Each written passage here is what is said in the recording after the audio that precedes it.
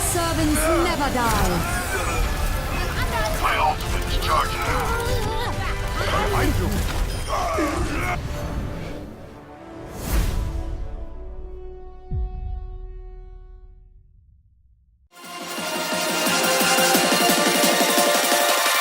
Check this.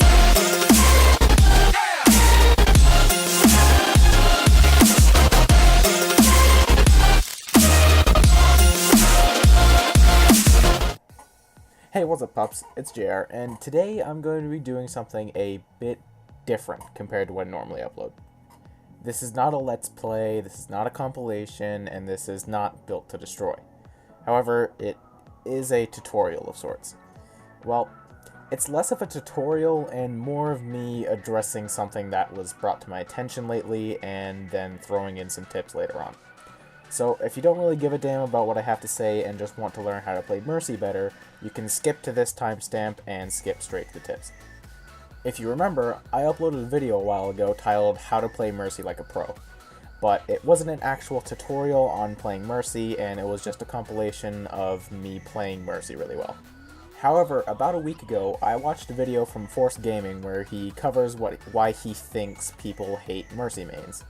Before we get into this though, I want to avoid any controversy by saying I watched the video all the way through, and I'm not some blind, triggered baby who thinks he was attacking Mercy mains, because he wasn't. He actually made some very valid points. Anyway, the title says, "Why do people hate Mercy mains?" But after watching the video through, the examples he gave were talking more about Mercy one-tricks. Which, if you don't know the lingo, a one-trick of any hero is a player who mains one specific hero, and as a result cannot play any other hero worth a damn. So obviously, if a one-trick is not doing very well as their main, they pretty much cannot switch to a different hero because they do even worse. This is clearly going to lead to some anger from their teammates because the one-trick isn't pulling their weight, and thus bringing the team down. Once again, I believe Force did give some very valid points in his video as to why some people may hate Mercy mains, and you should go check out his video if you haven't already. Now, the reason that I think some people hate Mercy mains is analogous to what Force was saying, but it's not completely identical. Let's start off by making this simple by classifying some different types of Mercy main. There's number one, which is the main. A person who plays Mercy well because they like the way she plays and thus put a lot of hours into playing her, thus getting more experience, thus being able to play her well. Some examples of this would be EVA and myself. Then there's number two, which is the one trick. We've already covered what a one trick is, but this is a person who only plays Mercy and either cannot or does not play any other hero whatsoever. One tricks, and I agree with Force here, are a very plausible source of hate for Mercy because, I'll admit, a lot of people who play Mercy play her because she requires less skill than other heroes to play. Not to play effectively, but we'll get back to that later on. Next, there's number three, the Battle Mercy. A Mercy player who either puts off or completely disregards healing her team to try and get in on the action and fight with her Caduceus Blaster. This type of Mercy isn't as common because most people see Mercy's Caduceus Blaster as a pitifully weak weapon and don't even try. But when they do arise, it's typically in quick play or arcade, so it's not a big deal.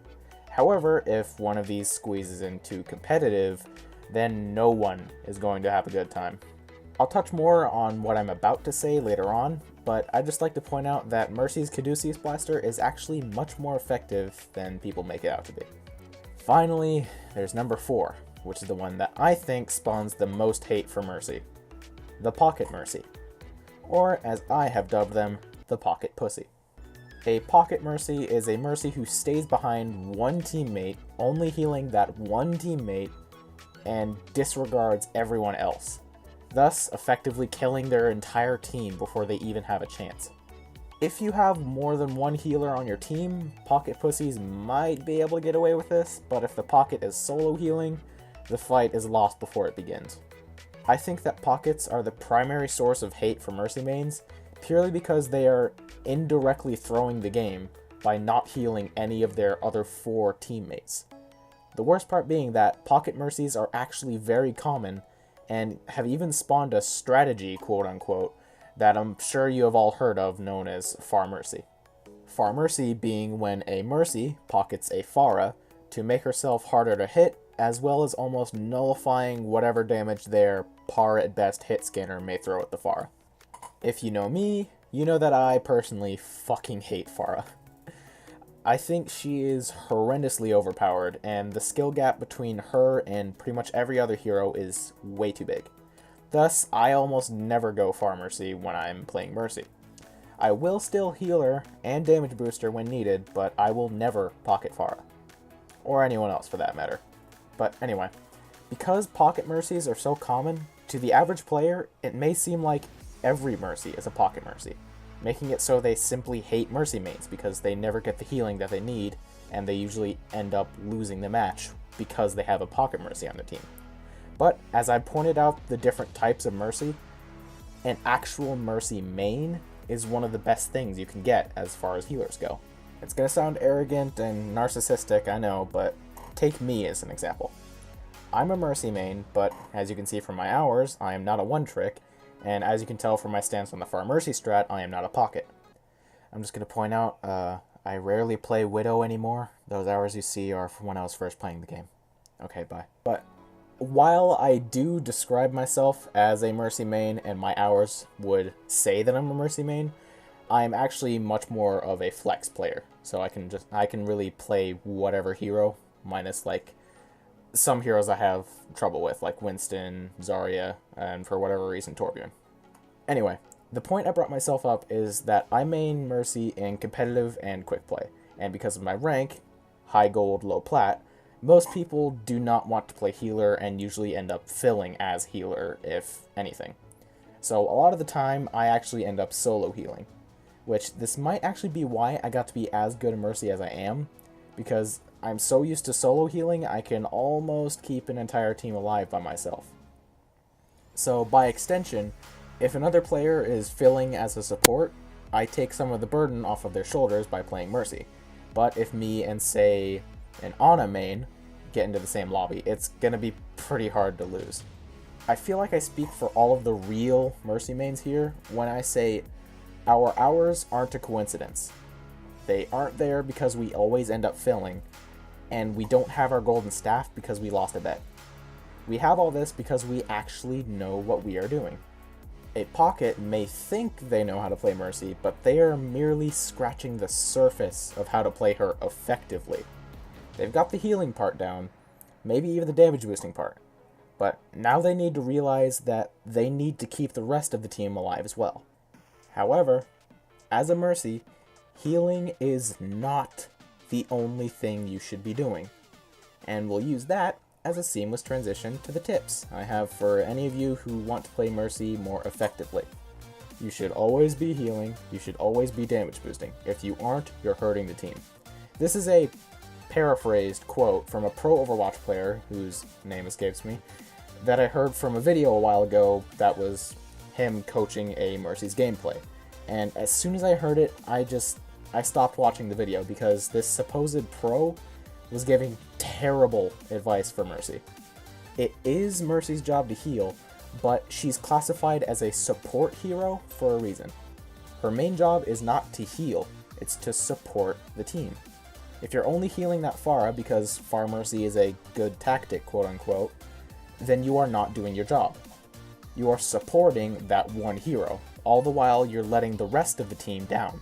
Even if you are healing your team as a whole, and damage boosting when they're full on HP, you are getting close, but you're still not quite supporting your team to the maximum extent. As Mercy, you should always be doing something. When your teammates are low, heal them. When the DPS is hammering a Ryan shield or ulting, you boost them. When you see a Genji coming to flank the team in ult, call out his position and try to get some damage on him at the same time so it's easier for your team to take him out before he has a chance to do anything. If your entire team is hammering a shield, don't damage boost one of your DPS. You actually want to get in on that action and damage the shield as well. 80% of the time, it will be more efficient to shoot it yourself than damage boosting someone, with the exception of very high damage potential heroes like Reaper up close. Quick disclaimer though, part of learning to play Mercy as effective as possible is knowing exactly when you should use her blaster. Do not use it 24/7 and be Battle Mercy, that's stupid. But you don't want to just not use it at all. Then you aren't supporting as effectively as possible. One more thing before we get into the fight back portion of this. Never, and I mean never, try to 1v1 any of the tank heroes. It will almost always end in failure. If that Winston who's chasing you is low health, you can go ahead and go for it, you might still win that. But if he's full health or damn near full health, simply call for help from your team and try to get as much distance from him as possible. Anyway, this should go without saying. Whenever you need to fight, always aim for headshots. For the longest time, I actually thought Mercy's blaster had increased headshot damage because of how quickly you can melt someone with a few well-placed headshots. When you're about to break Ryan's shield, keep your crosshair where his head will be when it breaks. This will no doubt knock down quite a chunk of Ryan's health before he tries to escape. If you're forced to fight that Genji that your team won't help you with, learning to lead your shot and nailing those headshots on him will drastically increase your chances of winning that 1v1.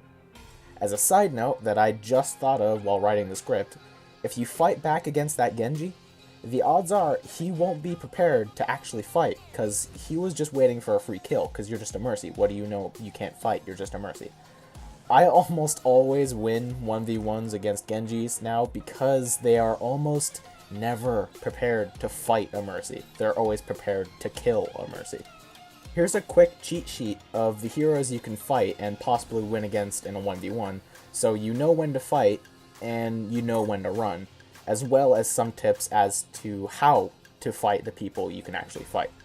To start off, do not fight Doomfist. You will not win that. As for Genji, you can fight Genji, and I've already told you guys how you're supposed to fight Genjis. You can fight McCree, but make sure to stay on the move. McCree's, usually at high level, will have really good accuracy if you're playing McCree. And you also kind of want to keep a pretty sizable distance between you and the McCree to avoid the chance of you being flashbanged and immediately taken out of the fight. Do not fight Pharah. You will not win against Pharah, right? That's just it. You will not win against Pharah. You can fight Reaper, but it's how everyone fights Reaper. You just gotta keep your distance. His shotguns don't do shit at range. You can fight Soldier, you just gotta try to move unpredictably, alright? Most high-level soldiers will have, they'll be good at, like, getting headshots, they'll be good at tracking, but if you're moving around, dip, duck, diving, and dodging, crouching and stuff, he will not be able to track you. I do this constantly. Sombra, you can fight, you can go ahead and fight Sombra. Besides, she already hacked you, there's no really point in running. But she's much like Reaper. Whereas her gun doesn't really have damage fall off at range, it's really inaccurate, so you want to try and keep some distance between you and the Sombra. Do not fight Tracer, and do not fight Bastion, you will not win those. Hanzo, you can fight, but a lot of times you will get scatter arrowed, so if you can, try to bait out his scatter arrow, so he doesn't have that as an option. Then, after that's gone, try to move unpredictably just like with Soldier, and make sure to close the gap, because if you're at range, you ain't going to win that fight. Do not fight against Junkrat, and do not fight against Mei, and do not fight against Torbjorn. You will not win those fights. Widowmaker, it's pretty easy. You can win a fight against a Widowmaker. If it's a 1v1 situation, you just gotta move unpredictably and try to close the gap. They're completely relying on their skill at that point, which there's not a lot of high skill Widowmakers that you'll just run into in the middle of a match randomly. Like I said earlier, do not fight any of the tank heroes. You will not win a single fight with any of these on a 1v1. So do not fight D.Va, do not fight Orisa, do not fight Reinhardt, do not fight Roadhog, do not fight Winston, and do not fight Zarya. You will not win those. You can fight Ana, but she's a bit more complicated because she has a lot of stuff that would very much turn this 1v1 in her favor. So you want to try and bait out her sleep dart so she isn't just, bam, you now can't do anything and you've lost the fight. And if you can, try to bait out her biotic grenade, but odds are it'll still hit you because the blast radius is kind of big, so either way, you're probably still going to get hit with that. But other than that, much like of the other high accuracy heroes, just move unpredictably, you won't be able to get hit most of the time. Do not fight Lucio, because if Lucio is confident enough to fight you, odds are he plays Lucio a lot, so he's going to be wall riding, jumping around all over the place. You will not be able to hit him with your projectile blaster. You can fight Mercy's, because odds are she doesn't know how to fight and you do, so that's an easy win. Do not fight Symmetra. You can possibly kill her if she's completely oblivious and ignoring you from range, but if she sees you and starts running towards you, odds are she's going to put up a shield, close the gap, and she's going to start killing you with her bullshit beam. Then finally, there's Zenyatta. You can fight Zenyatta, but he's, much like Ana, he's much more difficult. And with Zenyatta specifically, I cannot stress this enough. Hit those headshots. Don't just aim for headshots. You have to hit those headshots. If you get discorded, you've lost the fight, run. Anyway, the funny thing is, people say Mercy doesn't require aim, but if you're playing her right and fighting back exactly when you should be, then she requires as much aim, if not more, than Soldier 76. As Soldier, you should always be trying to get as many headshots in as you can and take out that Pharah before she even has a chance. As Mercy in combat, you should always be trying to get headshots as well, but you also have to compensate because, unlike Soldier, her blaster is a projectile weapon and not hit scan. If you do get headshots all over the place, you can melt an ulting Pharah, an ulting Roadhog, or even an ulting Reaper if you're fast enough, before they even have a chance to wipe your team. Mercy has the power to keep an entire team alive, even without res. As a final pointer, Mercy requires a bit more skill than people perceive because you have to be aware of everything. Obviously, be watching your teammates in case one is low or under heavy fire. Keep a track of time so you can generalize when an enemy DPS has ult if you don't have a Sombra on your team. Listen out for flankers sneaking around to ult on your team. Keep an eye on the kill feed to let your team know when or when not to push. Watch where the enemy comes from when they respawn to let your team know which hero is closing in onto the point, but obviously stay on or near the point. And keep track of who is on the point, all while trying to stay on the point yourself, because this can decide whether you win or lose during overtime, but that last one is just a general tip.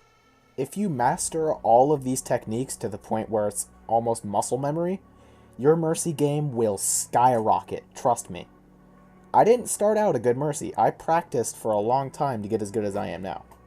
I hope this video helped you and maybe opened some eyes towards Mercy mains. If you enjoyed this video, consider dropping it a like, and make sure to hit that subscribe button to become a pup if you haven't already. My name's JR, and I'll see you guys in the next one.